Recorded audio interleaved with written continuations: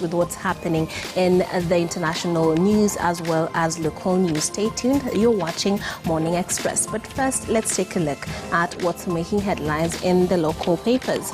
Start off today with The Standard. We're told we stand with Kenya, and The Standard and the Daily Nation this morning actually look quite similar. They're having this similar headline, and this is the page one comment on The Standard. It says Kenya faces the biggest fight in its post-independence existence. The lives of its citizens are on the line. Its economy is threatened. Its culture and way of life is imperiled.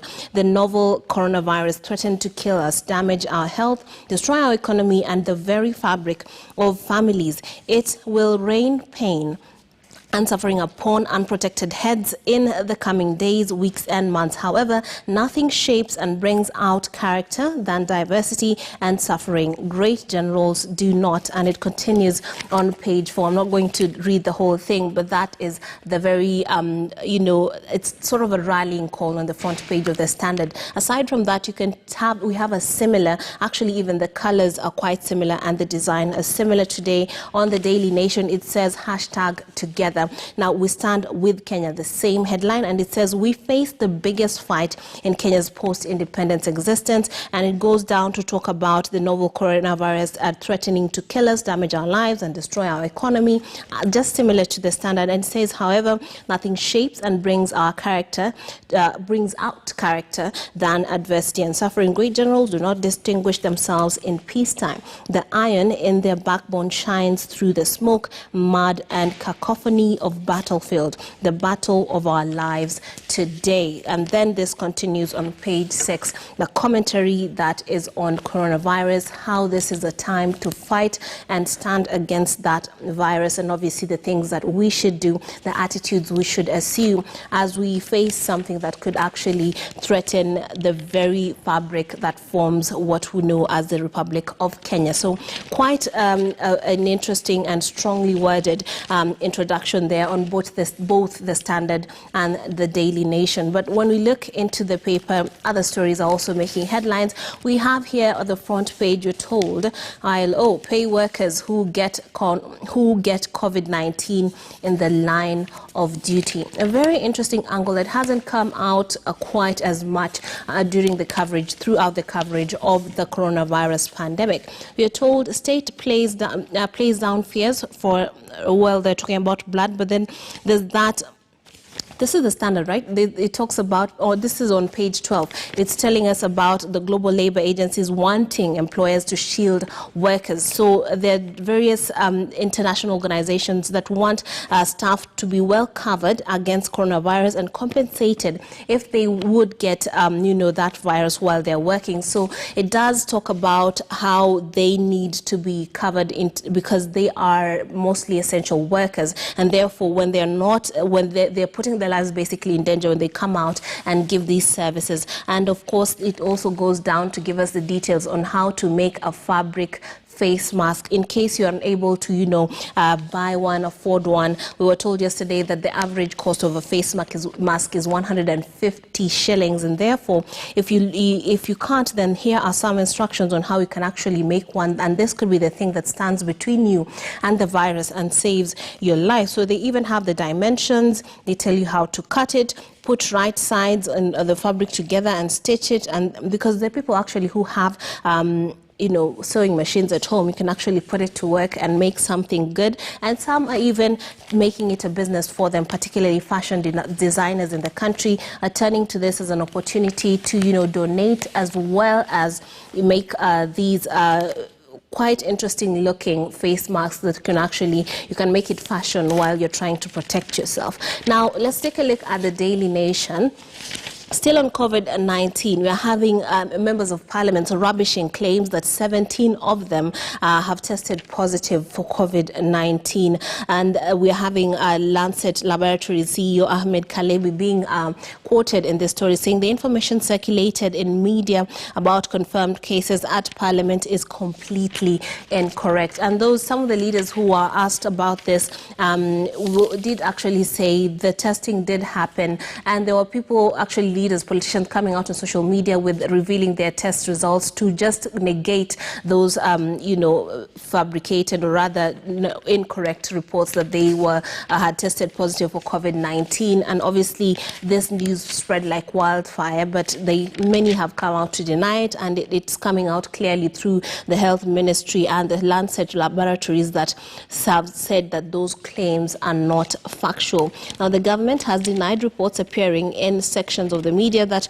17 members of the Parliament had tested positive for COVID-19. Yesterday, the Health Ministry, through Chief Administrative Secretary Mercy Mwangangi, said that there were no reports, there are no reports of such nature. It is important to ensure that lab follows protocols in revealing tests. As it stands, we have no formal report of confirmed positive cases in private labs, as she said. And obviously, they do reveal these reports through the only person who could reveal their positive status as far as COVID-19 is concerned is the person who has been tested, because their protocol demands that the results are given confidentially to that person, and therefore it is up to them to decide. So the fact that there's a whole list right there might not be true, and obviously this is something that a lot of people have had to do a lot of damage control, coming out on social media, posting videos or test results just to prove to people, that they are not positive for COVID-19. But at the same time, whether or not they are, that is the fact of the matter is that this is something that can be treated, and that it is not a death sentence, and therefore, if someone is positive, it would be good so that they would get, treatment. Anyway, let's shift gears to page 3 of the Standard, where we're told cats, dogs in danger of getting virus. Now, a German Shepherd, a Pomeranian, a house cat, a tiger have all tested positive for the novel COVID-19 virus. Last Sunday, the Wildlife Conservation Society in New York announced that Nadia, a 4-year-old female tiger at Bronx Zoo, tested positive for COVID-19. Now, testing was done after the tiger and 6 other big cats, 3 lions and 3 tigers developed a dry cough, very similar symptom to human beings that have also that dry cough when they get COVID-19. And the zoo learned that one of the animal handlers was positive for the virus. So it's still talking about that cross-species transmission of COVID-19. Fortunately, the animals are expected to make full recovery and are doing well under veterinary care and are bright, alert and interactive with their keepers. It also says, while at first it sounded like the universe was playing a giant Tiger King themed prank, there's mounting evidence that cats, wild and domestic, really are susceptible to the novel COVID and the novel coronavirus. So while you're protecting yourself, pet lovers, you might want to, look out for your own cats and dogs right there. And of course, in Hong Kong, 23 additional animals, 15 dogs and 8 cats have been tested, and none were positive for the virus. But still, in keeping with that discovery, they were trying to keep alert and know whether or not these animals had gotten that. The cases are rare, as the article tells us, but obviously this is something that you need to keep a look out for. We're told that many this virus actually crossed from the animal species, various animal species, to the human species, and that is why it's quite difficult to treat, because it's not something the human immune system has learned how to fight off. That is page 3 of the Standard. Stand up, your country needs you. This is what we are being told on page 2 of the Standard. We must heed or die, and do this without breaking the precious bond that holds us together. We must maintain social interaction as much, we must maintain social interactions as much as possible. This is an article by Daniel Wasangula and Mercy Korir. Now, they start off by telling us the WHO recommends keeping at least 1 meter physical distance from the next person to avoid contracting coronavirus or spreading it. But keeping physical distance is not the same as keeping social distance. At that time, tested vital link between human beings that have been that has seen them form and maintain bonds even when they do not meet face to face. And today we have so many various ways of keeping in touch with loved ones and people around us and our friends, and therefore that does not mean that you can't talk to them keep in touch with them or keep up with what's happening with them, or even work. We've seen a lot of people working from home, or you taking advantage of the internet and various ways that various applications that can just make them enable them have meetings and, you know, interact. And this is actually good. We are told mentally also we are social creatures, and therefore it is good to maintain those social interactions. Being alone does not mean that you cut off the whole entire world completely. So physical distance is what is needed, not basically social in that manner. You can actually keep up, and it's good for you actually. This is what the article says. For more details, you can dig deeper into it and just see what they're talking about. Then as on the side of that, we're told how to keep the virus at bay. More information, and this is just emphasis, because on a daily basis the papers this morning, in the morning papers, have been telling us how to keep ourselves safe, how to protect ourselves, be it the masks. We've been given the numbers about the fatalities, the contractions, and of course the number of people who have recovered, and they're doing that as well this morning. We're told top countries with infections. These include the United States, Spain, Italy, Germany and France. 5 top countries in deaths. We have Italy leading, Spain following suit, the United States, France, and then the United Kingdom. Italy is right now at 17,127, quite devastating. The United States, as far as infections are concerned, is at 400,549. And then, of course, globally, the figures are at 1,450,000 and 86.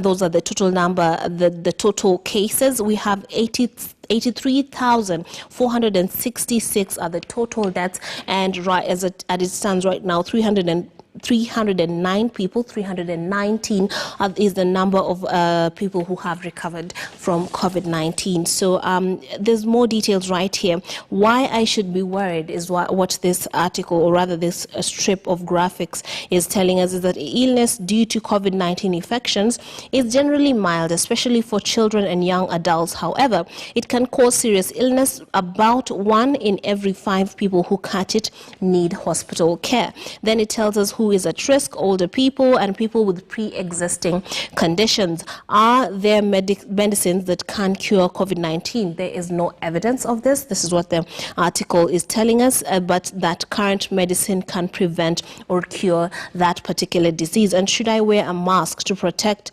myself? This bit tells us only wear a mask if you are ill with COVID-19 symptoms, especially coughing, or looking after someone who may have COVID-19. Disposable face masks can only be used once, and therefore you need to buy quite a number and use them over and over. But then we've been told, the WHO has said that wearing masks does indeed protect us from catching COVID-19, and therefore it is advisable to use them to protect ourselves or protect those around us from getting COVID-19, particularly if you're up and about, part of that group of people that are termed as, essential service providers, and therefore would need to protect yourself or protect other people around us in the event that you might have that bug. Now, page 4 of the Standard says, clergy say faith under great test this Easter. And this is quite a big holiday, and it's not just the Christian religion that has suffered under COVID-19 spread. Also, we did have Muslims not going for the Hajj. It was not happening. It's not happening this year. And then for Easter, we know the services. We had Ash Wednesday going by largely unnoticed because we couldn't gather as usual, and therefore that was a problem. Well, it was a problem for those who would be looking forward to it, and therefore people would had to stay at base, stay in their homes and go by their business, or partake in that ritual from home via the internet or television. Now, Archbishop Sapit has said right here, coronavirus has awakened the reality that even science and the economy that has always offered comfort to the masses can crumble. This is quite true. By now, days to Easter, religious leaders would be dotting their I's and crossing their T's on their sermons. They would have reinforced meaning of pasture, the feast to celebrate the resurrection of Jesus. Outside the confines of churches, orders for food food and drinks would have started streaming in. There would be scenes of goats being brought in, preparations for Nyama Choma feast, hotels getting ready, beaches being declared and being cleared for enthusiastic selfie takers. Very interesting, just painting us a picture of what Easter is usually like in this country. But obviously those scenes will not be witnessed this year thanks to coronavirus. But of course, while I think the pastors would still be dotting their I's and T's, because most of them are reaching out to their flock through the internet and, giving the sermons as usual. So this is a very interesting article right there, just giving us the difference between Easter this year, or what's going to happen, and obviously last year and other years that have come before. It's not business as usual as far as church and religion is concerned. No gatherings are allowed right now. Now, the ministry reports a new 7 virus cases. This is the latest in Kenya, and that is on page 5 of the Standard. We're told the total number of confirmed cases now stands at 179. And another very peculiar occurrence is being outlined in that bit of the paper this morning, that we are having more domestic violence cases being reported since COVID-19 started spreading and people had to self-isolate. And we are told countries where some of these cases have been: the United States, Democratic Republic of Congo, Nigeria, United Kingdom, United Arab Emirates, Tanzania, and South Africa countries, and then updated numbers of Kenyans per county. Now, in Nairobi, we have 88 cases. We have Kakamega with 2, Kiambu 6, Kajiado 2, Nyamira 1, Kisii 1, Vihiga Kwale 1, Machakos 5, Kitui 1, Nyeri 1, Laikipia 2, Murang'a 2, Nyandarua 1, Kilifi 10, Nakuru 3, Uasin Gishu 1, Mombasa 19, and Mandera 2. Now, 2004 contacts followed up so far. So when you are found to have had the virus, therefore they look at the people you may have contacted and possibly spread it to, and therefore just to look up and see if those are people that might be also spreading the virus around the country. And so 2007 are the people who have been tracked down so far. We have had 6 deaths, unfortunately, 9 recoveries, and cases of critical care we have 1, and mild and moderate cases are 178. Females are 77 cases, and men are at 102. So it seemingly has affected more men than women. And of course, I wonder if that is by virtue of science or socialization or social interactions. Then we have 5,278 are the total number of samples that have been tested so far. 30 is the number of foreigners infected in Kenya.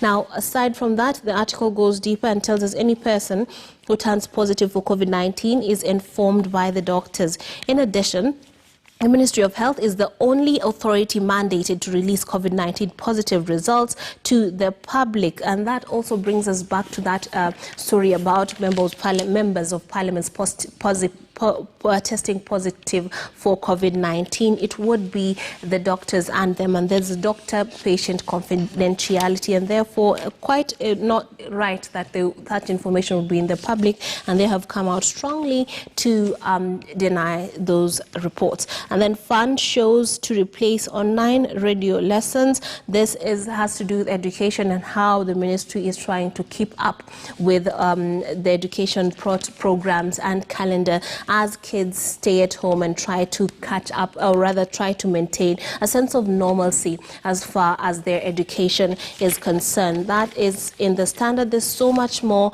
on the Daily Nation. Still on the front page, you're told Yatani seeking 172 billion shillings to plug COVID-19 budget hole. Walking a tightrope, Treasury Cabinet Secretary says some development projects will be suspended and warns Kenyans to tighten their belts. Then LSK in turf war tough fight with rival group. If you're more business-minded, the Business Daily today says CBK orders bank chief succession over COVID fears, and then Parliament sets Tuesday for tax cut bill debate. These are developing stories, and South Africa firm takes full control of McKinney Group of Schools. Very interesting right there, and that's just a snippet of what's making headlines. There's so many other stories that we can't actually cover right now, but for now let's take a short break. When we come back, we're going to have stories and of course that discussion that I promise you that has to do with nurses and what they feel their needs are, on whether or not they're being met and what can be done to improve their working conditions. Do not go too far.